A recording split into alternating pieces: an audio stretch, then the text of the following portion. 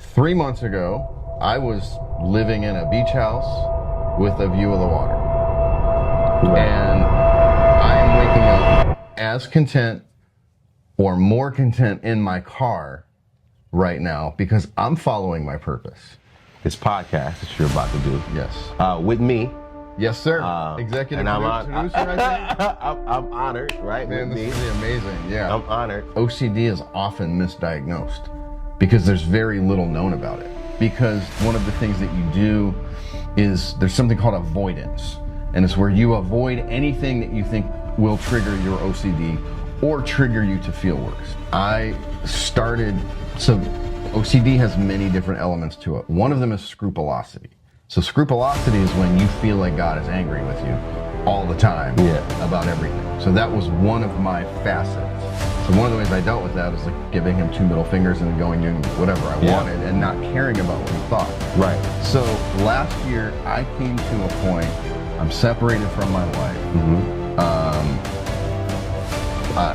I'm in like the darkest place that you can imagine as a human. At the Pentagon and everything in DC is all Mason base and you know that right? I've been down some of these rabbit holes. So I jumped down this rabbit hole and then my sister stopped me. That's who just called me a little while ago. And she says, "Hey Darius, what are you gonna do about it?" Who cares? There are humans that cannot find anything better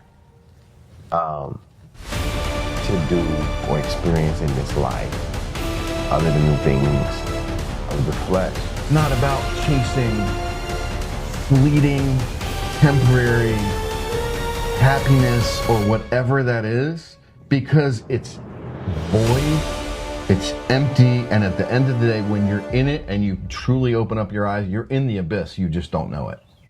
And we get into these, religious spaces and we forget how it feels to be broken almost. Welcome to Think Kingdom Media, where we have real conversations with real people, where we share real music here. Today we got a very special guest. Famous Amos is in the building. So for people that don't know you, that have never seen you before, first time seeing you on this platform, can you tell us who you are real quick, man? Yes, sir. My name's Will Amos. Man, where do I start? I lost everything in life, and I found God. And I have a message that I think he wants me to share with people, so I'm starting a podcast. I'm actually in the process of writing a book. Okay. And so that's why I'm here. This is something I never wanted to do. Yeah. But here I am. No doubt. And usually people tell me what they're doing, what they've done, and a bunch of great stuff about who they might think that people want to know that they are. But really what I'm asking is, how you doing, Will? That's a great question. So, how are you, man? That's really what I'm asking you. How you be? So I'm going to tell you, I'm better than ever. Yeah. On the inside. Yeah. On the outside, right now, I'm actually living out of my car. Yeah. It's not a bad thing. I'm in the process of moving to the area, frankly, because this is my purpose, sharing the message that I have. And so I had to decide, am I going to wait until everything is finalized? Yeah. Or am I just going to go? I feel compelled to ask you, what do you say to the people that just judge you because of what you just said about living out of your car? Like, to the people that's listening to this content, and they just straight up laid the hammer down, judged you for living out of your car. What's the message to those people? You can judge all you want. I'm gonna. There they go. Look. It doesn't bother me. I'll tell you why it doesn't bother me. All right. Because 3 months ago, I was living in a beach house with a view of the water, and I am waking up as content or more content in my car right now because I'm following my purpose. Yeah. And So yeah, judge all you want. It doesn't really matter. My car is kind of my it's my kingdom right now. I'm doing DoorDash to make money to pay bills. I do have housing lined up. It's just not ready yet. And frankly, I had to make a decision. I got a dog. He's the most amazing dog you'll ever find. And it was either he sleeps in a garage and I sleep in a bed of a friend of mine, or we sleep in the car together. So I'm rolling with Harvey. He is my ride or die. So go ahead and judge all you want. It's okay. Right. Like, no, this is I'm asking that because this is by choice. This is what you're choosing to do. Yes, sir. Not by necessity. But even if it were, would that matter? I mean, think about it. Okay, so I have become really fond of DoorDash. I know that you do Uber. Right. So DoorDash last year was my red bag of failure. It was my red bag of shame because everything's falling apart in my life. Yeah. All of the business stuff I'm trying to put together is falling apart. I'm separated from my wife. Yeah. And I couldn't get a job because and this is part of my message, but my mental health was really out of whack. So when I would go for an interview, man, my brain, my mind, I'm sitting there having panic attacks. And so no one wanted to hire me. So DoorDash became the only option that I had. And so for the first however many months, and I was in a very dark place mentally, it was just like, this bag symbolizes everything that's wrong with me, all of my failures. Man, it is now like my sanctuary. I get to pray, I get to listen to music, I get to receive messages from God, and I get to serve people. Yeah. And deliver food. So I pray for people, and man, and Harvey rolls with me, bro. Yeah. So my car's my sanctuary. So it's all good. Now listen, I've let's talk about the book really quickly. What's the name of the book? So it's gonna be called Into the Cave. Why did you call it Into the Cave? So I have developed a core life philosophy that the cave that you fear holds the treasures that you seek. Right. And so it's my journey of entering into the cave that I feared, facing the dragons that were waiting for me, and ultimately discovering the deepest, most meaningful treasures of life that I don't know that you can find them any other way. I had the pleasure of reading a couple inserts, and it looked like a film. It read like a film. It felt like a film. I can't wait for it. So that explains this podcast that you're about to do. Yes. With me. Yes, sir. Executive producer, I think. I'm honored, right? Man, this is going to be amazing. Yeah. I'm honored. And the concept of the pod, right? And this is for the people that are going to end up on the pod, that are connected to me, that know me. This pod takes you to a place, it feels a lot like what I do here, where you end up talking about the thing that you don't want to talk about out loud in front of everybody about you. Can you talk about that concept and where that came from really quickly? Yeah. Well, the fact that I'm even here with you right now right. is the exact thing I never wanted for my life. So okay, talk about that then. Yeah. So why would you say that? Go ahead. Well, I'll tell you. So when I was in my early 20s, I was on a path. I had already started and sold a company. Yeah. I was doing ministry, actually. I was a pastor of a small church. And man, all hell broke loose. I was diagnosed with a very severe form of OCD. Darkness just came upon me, bro. And now, some people might not know what OCD. Now, I'm gonna tell you what I hear. I don't mean to interrupt you, but I do mean to interrupt you. No, go ahead. That's what we're doing. OCD, when I hear that, means you can't even shake my hand if I got a little bit of dirt on it. Right? Yeah. It means that clutter on that desk right there is probably making your brain go crazy. Not bothering me. right? Like, this little bit of dirt on this carpet right here is killing you right now. Like, you want to get a vacuum cleaner right now so bad. to the point you can't even talk. So Because it's so bad. Is that what we're talking you're about? not When you even remotely in the ballpark. I'm not. So, have you ever seen the movie The Aviator? No. Leonardo DiCaprio. Yeah. It's I know him, but it's a depiction of, I'm trying to remember, but a very famous, one of the wealthiest men on the earth. Yeah. Lived his life with OCD, and he ended his days secluded, wouldn't talk to people, and like completely disheveled. And so what OCD is, takes many different forms and fashions. But in the 90s, they did a study on like the list of most debilitating things that a human being can have. So, and it included cancer, it included all of the things. Right. OCD was number 6 on the list. Help me understand then, because I'm ignorant. Yeah. Right, and as in terms of this, what am I missing about the version of OCD that you have? And obviously, I didn't know about. And what I just described to you is probably what most people I would think about OCD. Well, and the funny thing is, and then another thing someone will do is, and like this is a condition that has like debilitated me for years on end. So I'll be like, oh, I'm really OCD about this because I want to be clean. And so there's like this little, like they throw this, that's like saying, so it's like saying, so oh, I'm a little stupid. I'm a little cancer about this because my stomach hurts when I do this. So, there's only one type of cancer, right? All right. So OCD it's really simple. There is a part of your brain that tells you whether or not you're safe or is there to keep you safe.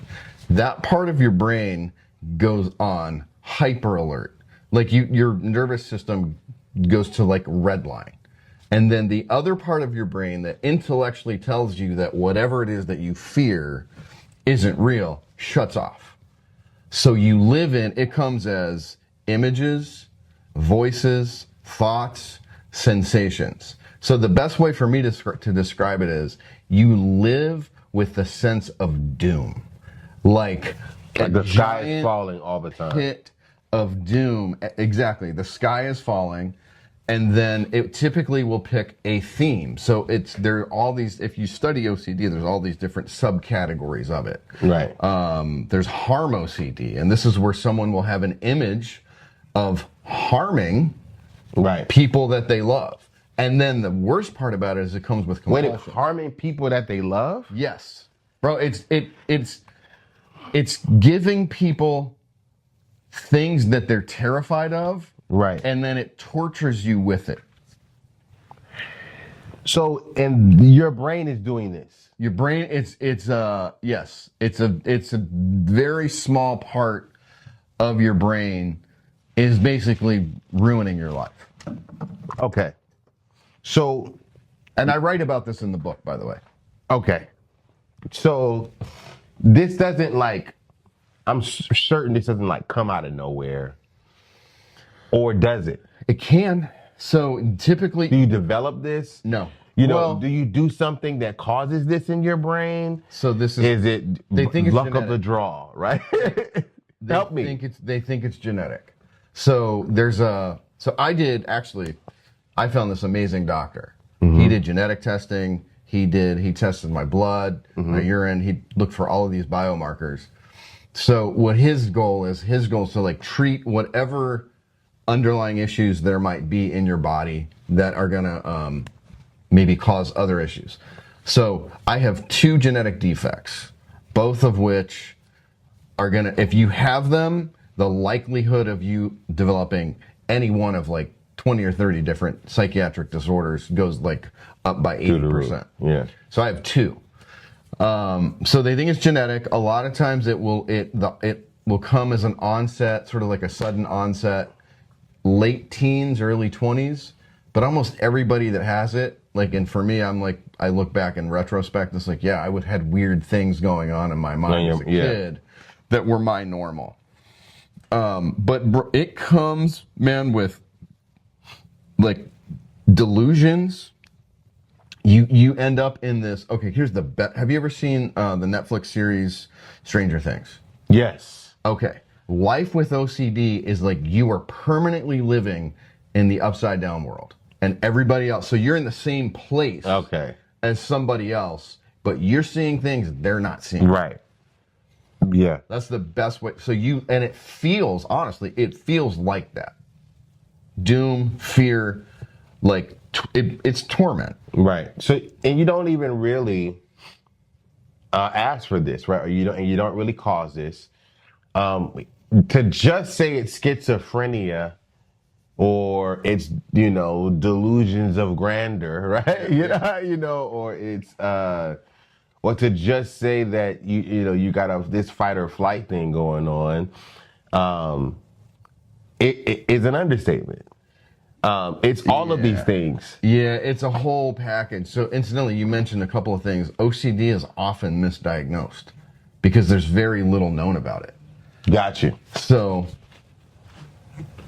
go ahead. I'm sorry. Yeah, no worries. Keep doing your thing. So it's often misdiagnosed because it presents itself. It has this crazy ability to like shape shift, almost. So you get tormented with a thought, and so you have this because there's so much duress that you feel because of for me it was like images and movies would play in my head. Play in your head, right? And so you feel all of this duress to be like, well, no, that isn't true.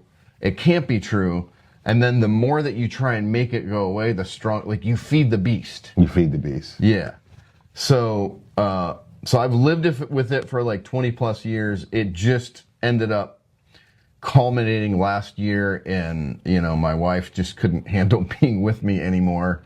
And I wasn't providing for the family. I became very deceitful with it because one of the things that you do is there's something called avoidance. And it's where you avoid anything that you think will trigger your OCD or trigger you to feel worse. So one of my avoidance tactics was just to lie about things that I thought were going to bring about conversations that would have I was already feeling as bad as I thought it was possible to feel. So I was like, why would I have a conversation that's going to take me to another level? So it's really easy for somebody to just be like, you know what? You're just a fucked up individual. You're just not the kind of person you're just not a good person. Yes. So it's easy for somebody to do that to you. Yeah, I mean, so it's very... Look, I at the end of the day, you have to take responsibilities for decisions that you make, right? So I knew when I was being deceitful that I shouldn't be deceitful, that it's not it's not the best way to live life. But I was pushed so far internally, I didn't feel like I could take anymore. And so you just start trying to create whatever protective mechanisms that you can. So yeah, the combination of not providing, being deceitful, and frankly, watching someone go through it has got to be crazy. Because I used to look at myself in the mirror and I'd be like, I'm looking at, I didn't recognize what I saw. So there's a vacant look in your eyes. Yeah, it's empty. Yeah. Yes. So does the word narcissist get thrown around? How are you being psychologically diagnosed before it's identified that this is a high level of OCD? Probably not generally narcissism, because a lot of people that have OCD are very extra caring people. They tend to be more empathetic with other people. They feel deeply. So narcissism, not so much. It's more likely going to be someone's going to be like, well, you have social anxiety disorder, or maybe you have depression, or maybe you're bipolar.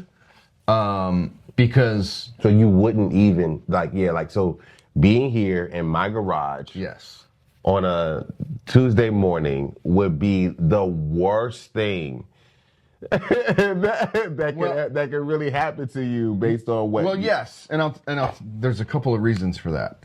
So number one, I walked away from God when He didn't take my OCD away in my 20s. Yeah. And so, the other thing that OCD is that fires up the shame part of your brain, because you're viewing images that you don't want to view, and it's hard to disassociate from them.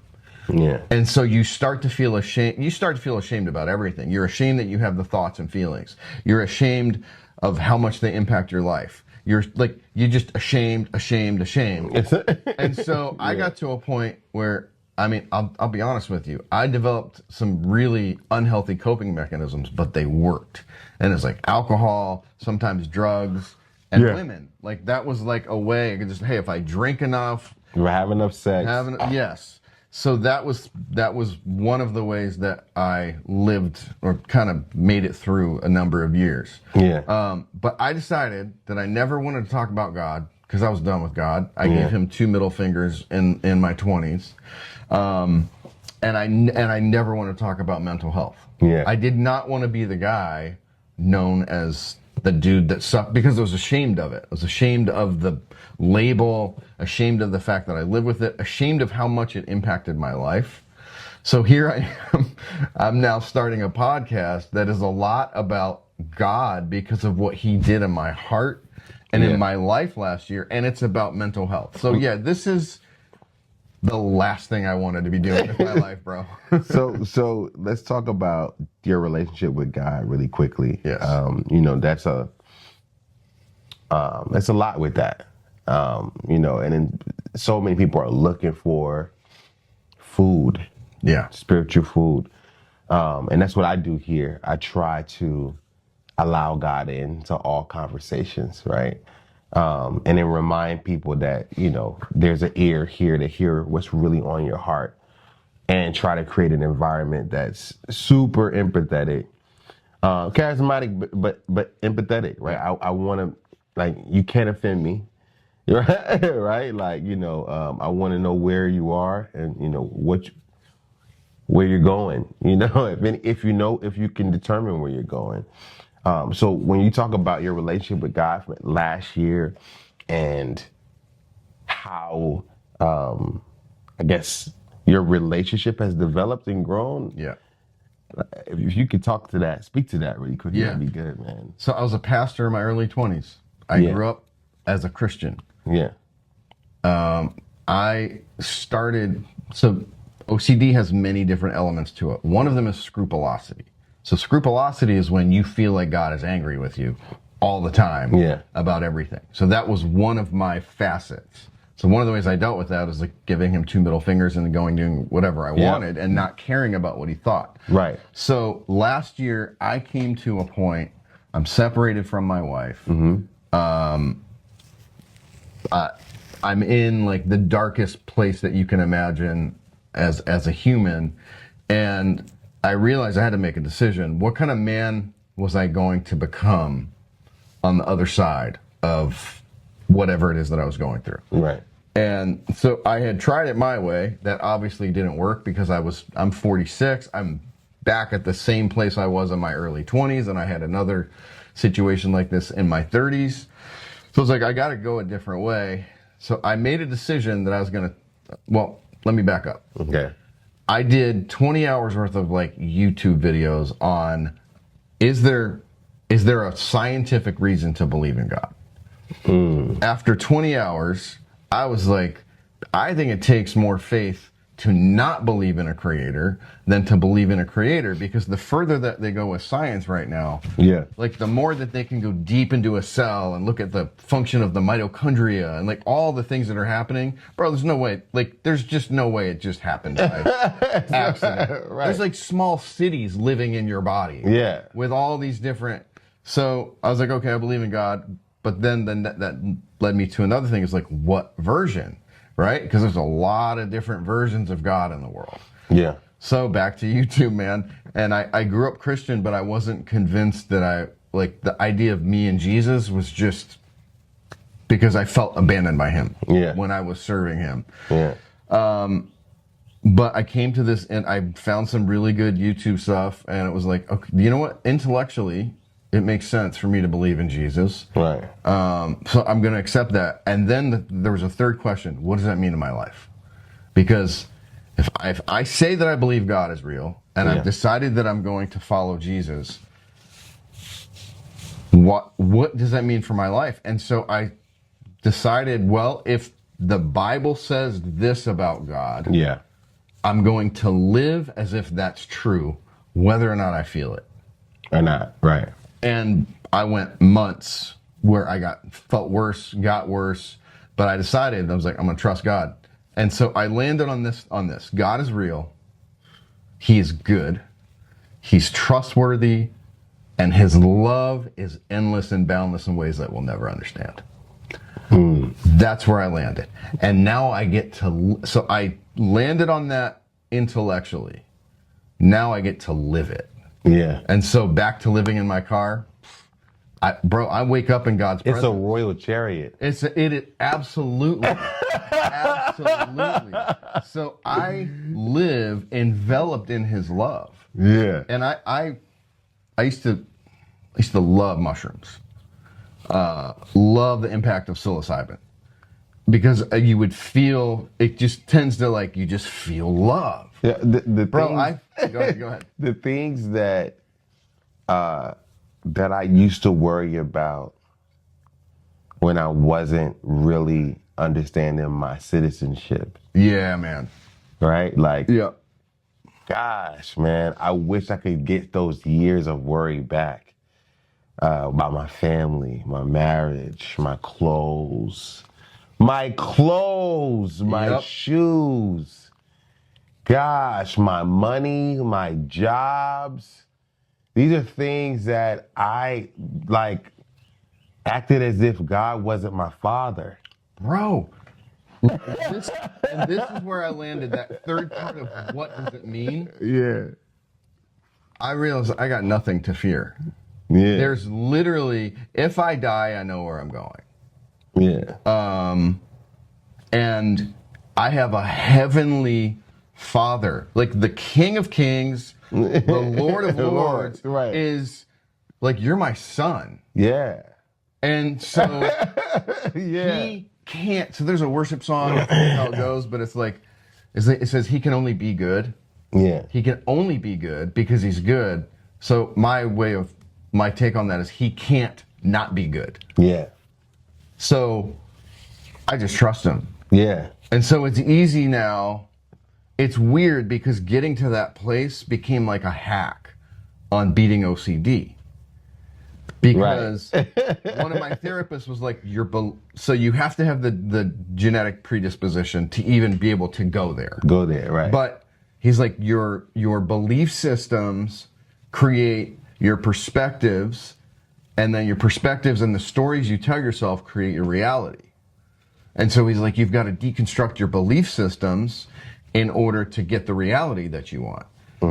So this guy's an atheist, but like saying very solid things. So I was like, well, maybe my hack is, my belief system is that God is good, that he loves me, that he's trustworthy, and I don't have to worry about anything else. And I just blew the whole thing up.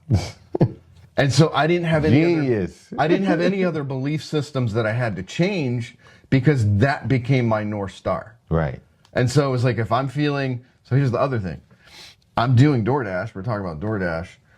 And, oh, that's my dog. You hear, Harvey's, hears us in here. Is he outside? Yeah, he's in the car right now. Oh, okay. He's just, he probably hungry or whatever. His bark is loud, man. Oh, yeah, he's solid.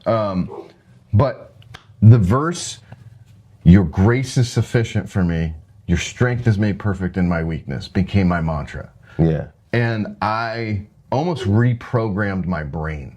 Right. With that. And so I'm doing DoorDash, and like every day I feel like I can't go on because I'm living in this upside down world, and like it's pointless. All the money I'm making is to pay for my doctor, to pay my therapist. I had 4 different therapists. I'm living in my parents' spare bedroom, like just feeling like the biggest failure that you could ever be in life. Oh, by the way, the business that I was going to start with one of my close friends that I had spent about a year prepping for. Done. Didn't happen. And we had a 10-year plan to reach hundreds of millions of dollars. Yeah. It didn't happen. So everything fell apart, and I felt like Lord of the Rings, like flying into the abyss, and Jesus caught me, man. Yeah. That's good, man. That is rich, man, and I love it. So many times we get lost in the the mystery of who God is. And we get caught up in the things that we're able to discover. Like you said, you went on a YouTube binge, right? So it was kind of the same for me. 2009, I'm studying for my dissertation to graduate from college. I've created a thesis statement because I'm a mass communications major, and I'm saying to my professors, I'm going to research the impact of mass communication on human sexuality. I think that people are gay because they learn it from movies and television, and all of these different ideas that I had. So I proved myself pretty wrong, pretty easily, pretty quickly. And I discovered, that there's so much. It's so much that I'm like completely skipping over. And in my YouTube binges, right, I discover the Illuminati. I discover secret societies. I discover Skull and Bones. I discover that the penny is brown and all the other coins are silver because Abraham Lincoln freed the slaves. I discovered that as an idea and a concept, right? I discover so much that I'm on the phone with my family members and I'm like, hey, you guys are crazy. Like, it's why did you know this? And if you did, why would you let me walk around life like this in the Matrix? Right? Like, do you know that the Pentagon and everything in DC is all Mason base and do you know that right? And I'm like, I've been down right? down some of these rabbit holes. So I jumped down this rabbit hole, and then my sister stops me. That's who just called me a little while ago. And she says, well, Darius, what are you going to do about it? Who cares? Like, what are you going to do right now about all of this stuff you're talking about? Right? Like, and I'm like, wow. What is that? Yes. Yeah. So I don't want to cut you off. Nah, go ahead. But it's because I've been down these rabbit holes. Yeah, right. And so I don't know, did you experience, what are some of the emotions that you experienced when you're down in there? I was hurt. I felt betrayed. I felt like my family didn't care about me. They just tell me anything. What about overwhelm? Overwhelmed. Hopelessness? Hopelessness. Okay, so I'm going to pause you. Go ahead. You're starting to get on the outside edges of what OCD feels like. And that's why I'm bringing this up, because I'm like, what you're describing to me feels like where I was in that place in my life where I was just like, the world, like, none of this matters. It was kind of like discovering that Santa Claus wasn't real. Yeah. Right? Dude, like the upside down world actually is real. Right. Mm-hmm. But like I said, even in all of that, it's like, well, what are you going to do? Such a good question. What are you going to do? Because I'm going to work. I'm going to go to my job. Put gas in my car, feed my kids. And I'm moving on. Yeah. You're trying to solve the existential issues of the entire world. Of the entire world. Yeah. And and I'm like, well, part of me feels like that this is something that we should all be thinking about or working on. And then you sit there for years waiting for the world to end, waiting for the economy to crash, waiting, worrying. And then what erects is this idol, right? It's this idol, and you can't even be in right relationship, not with God, but with yourself, right? And then you can't be right relationship with God or yourself. Therefore, you can't be in right relationship with your family and your friends. And now you're this version of yourself that is less than 1.0, right? It's like 0.5. Yep. And you got to figure out how somebody has to love you long enough, or have enough love for themselves, right, that they could step in. And I thank God for my wife, because she was that person. She's always been that person, through every version of me that has erected and shown up, and I'm saying this the day before my 39th birthday. My wife has been instrumental in keeping me grounded in me. Man, that is such a gift. It is Such man. a gift. And man. and I thank God for her, man, because she's always been kind of like help me. She always gets me back to the North Star, and through every McFlurry of information that I go through. And the Lord knows that I've been through that, man, so many times, man. But that's good. I just wanted to share that with you, man. So the first time, and this probably would have been like a good time for me to take a step back and reflect on how I'm wired. Yeah, But go ahead, do Y2K. that. Yeah, okay. So I'm 46, so Okay. you're about ready to turn 39. Yeah. So I was in my early, whatever, do the math. I'm not going to do it. 22. Yeah, 22 when Y2K is. And bro, I was one of the, like. You were ready. It's going to go down. Yeah. And not only that, I'm feeling dread, fear, worry. Everyone's blind. How can you be so blind? How could you be so stupid? And I was reading. By the way, thank God YouTube did not exist back then. But I still found stuff, man. And I've read books and these digits, and it came and went. It came and went, bro. Came and went. Nothing. But back to my hack. If you believe that God is who he says he is, I was like, how could I be so naive or silly or arrogant to think that I'm going to take the creator of the universe, he's always been, he always will be. There's a worship song that says, you've been God longer than it's something about like, you've been doing your thing longer than I've been doing mine, right? So what, I'm going to take you and I'm going to decide to believe in you. I'm going to put you in a little box over here, and then I'm going to live my life and try and go get everything that I want. And then I'm going to wonder why you're not blessing everything that I'm doing when I've put you over there. And so, man, for me, it's hard to not talk about him because he is everything. Yeah. He holds everything together. Everything exists because of him. Right. So I'm not trying to put him in a box anymore. I view it as like I'm liberated now. Yeah, you're free. I'm free.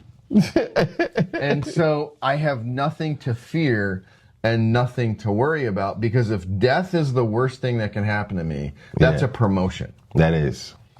So Low key. That's a promotion. But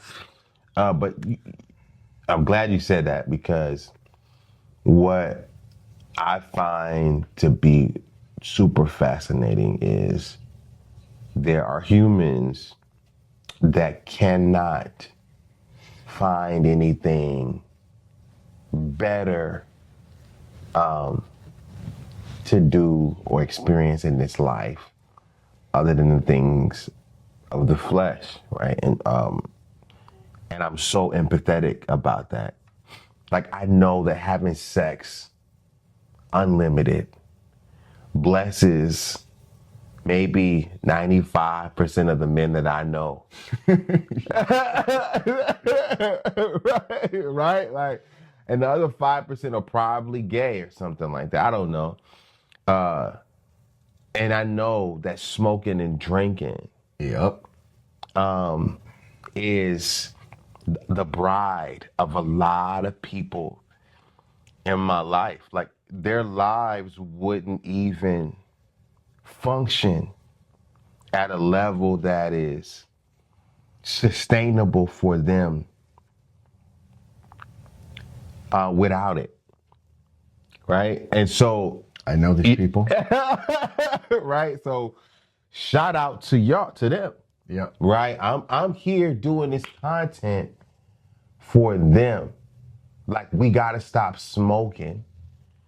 We gotta stop drinking, and we gotta stop just wanting to fuck, and that's it. Right? Like, all we It all has a life cycle. And so here's how I've started to look at this. yeah. By the way, I built a cannabis company. Like, I know about cannabis. Yeah, I know about good cannabis. Good weed. Yeah. I know about women. Like, I know about all of the things. Is there more to life? Well, okay. I'm going to tell you yes. Is there more to life for us? Us. I'm saying us. I'm in the group. Yeah. Same here. I'm in the group, right? Is there more to life than this? I know what I mean? Okay, Yeah. so here's another way to look at it. I believe in heaven. Yeah. We're eternal beings. Yeah. If you look at the context of eternity, this is like, how small is this blip? Maybe a good way to look at it. Have you ever seen like the galaxies like pulled out and this is Earth? Right. Like, and it's like this little dot. That's probably your life in the context of eternity. Of eternity, right. So, if that's the case, by the way, I was suffering. One of my therapists was like, dude, you've reached the pinnacle of emotional suffering for a human being. There's no further spot than where you're at right now. You can't go deeper than this. So he's like, maybe you're one of the lucky. This guy, he's great. He's like, maybe you're one of the lucky ones. You get a perspective of life that very few people ever get. And so some of those like shifts really were beneficial for me. But back to eternity. How much could you go through if someone's like, yo, I got $1 billion waiting for you and your family in the next 10 years. It's 10 years from now. It's guaranteed. How much could you go through on behalf of your family if you knew that was waiting for you? How differently would you look? And let's say you were given a set of tasks. Yeah. You got to clean toilets. You got like whatever the worst things are that you think you would want to do with your life. Right. How easy would it be, though, if you knew what was waiting for you? On the other side of it, yeah. And that's really our lives. Right. You know, there's a quote out there, the path to heaven feels like hell. And the path to hell feels like heaven. So, it's not my quote. Right. I'm just not about chasing fleeting, temporary happiness or whatever that is, because it's void, it's empty, and at the end of the day, when you're in it and you truly open up your eyes, you're in the abyss, you just don't know it. Right. And whereas if you start to think, bro, I have access to heavenly riches right now. Yeah. Which has nothing to do with earthly riches. I'm talking about, sometime I'll tell you about what it's like when I pray. You can do it right now if you want. Yeah. But I just see the world differently, man. See the world differently. Yeah. And God is good.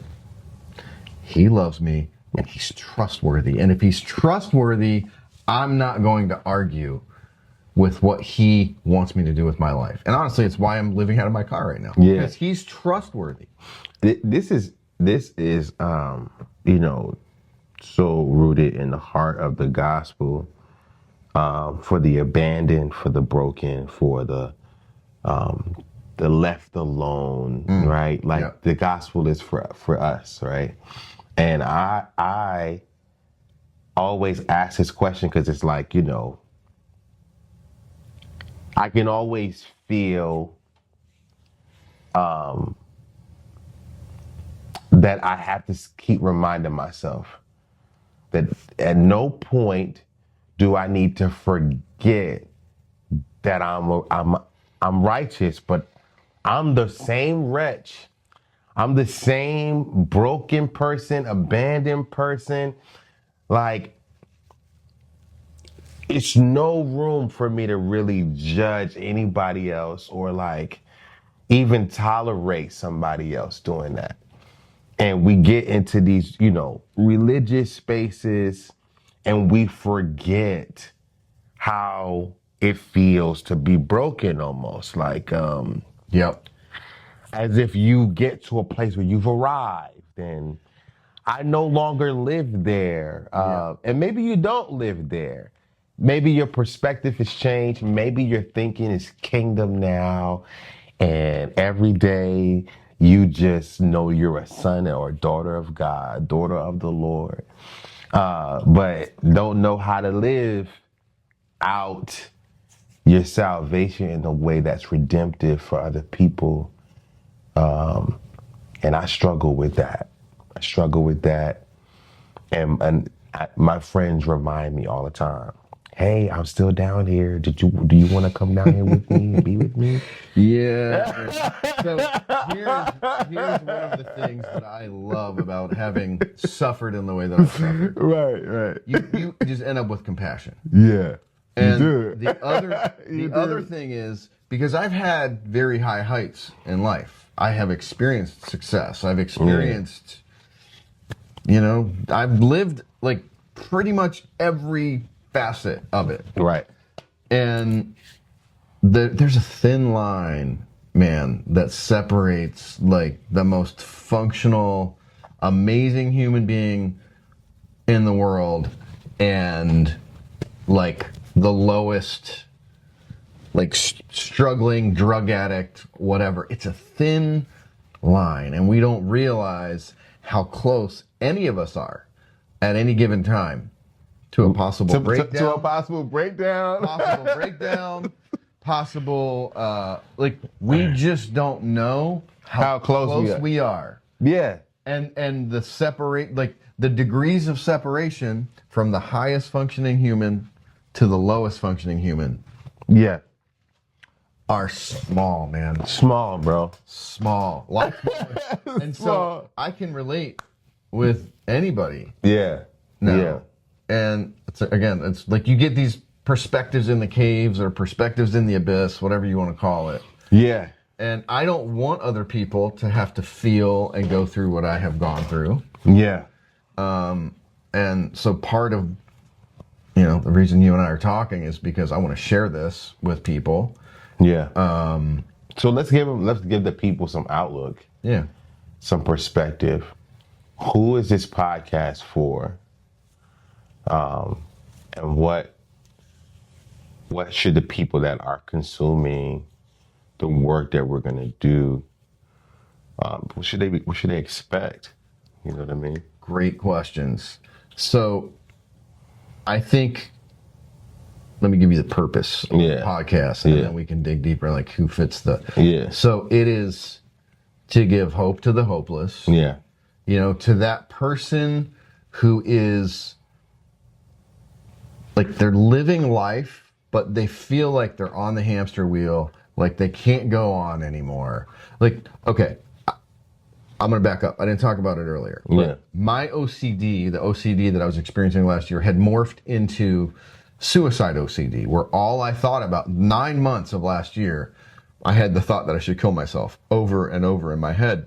I couldn't go to the gym anymore, bro, because the compulsion to kill myself after one of my sessions at the gym was so strong, I didn't feel like, I wasn't sure if I could stop myself from doing it. So anybody that's at a dark place in life, I want them to understand that there's hope. Yeah.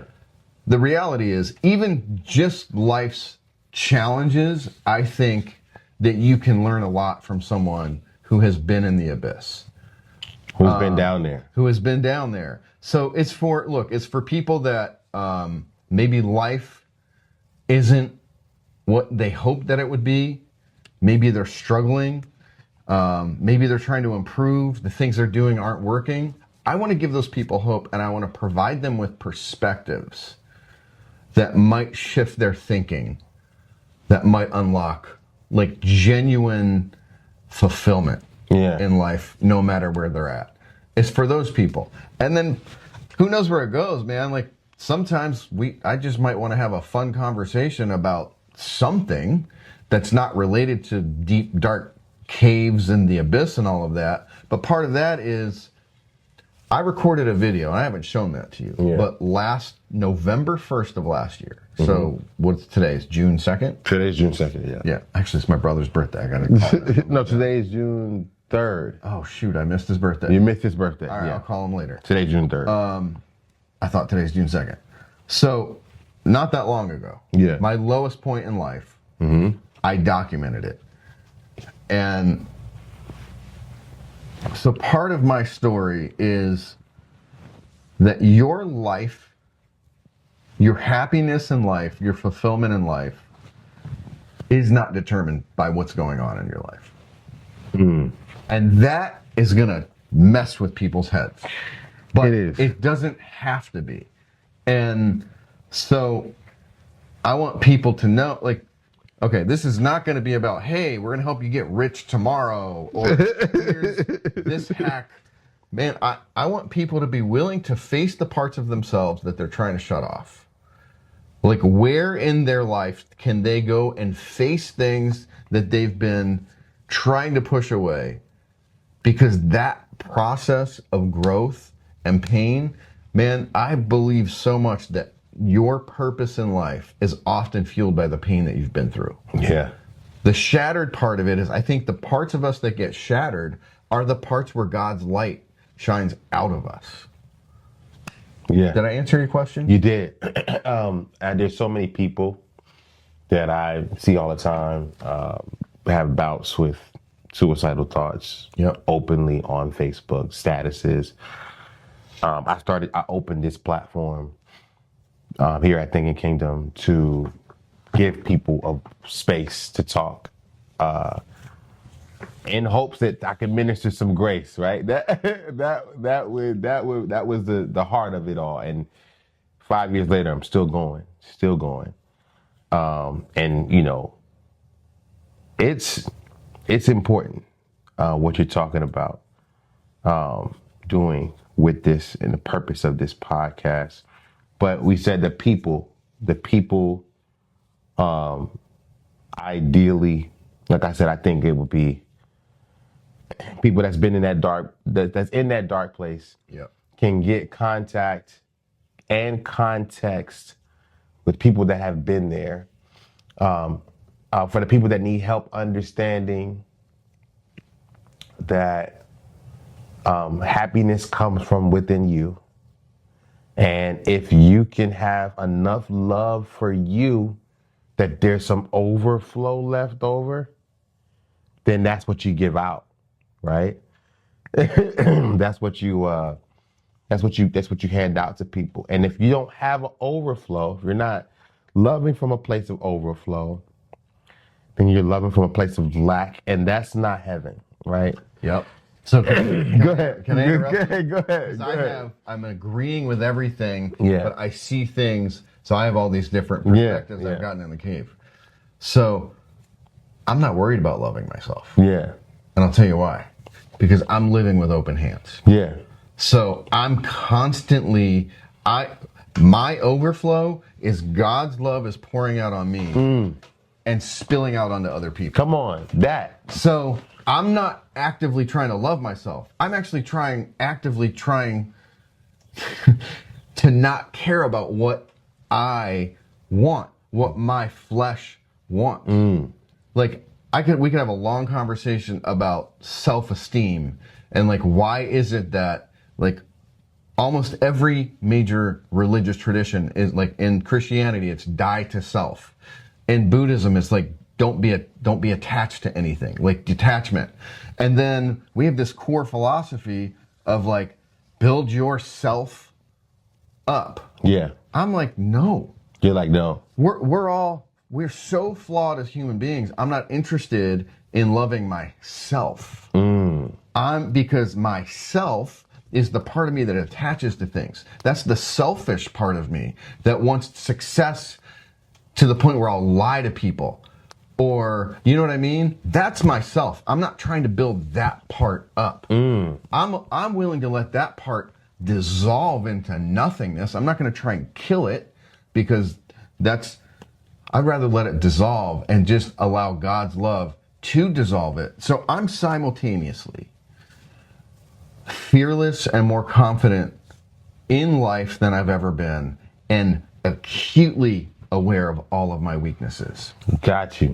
So what I hear is that the audience shouldn't come here for the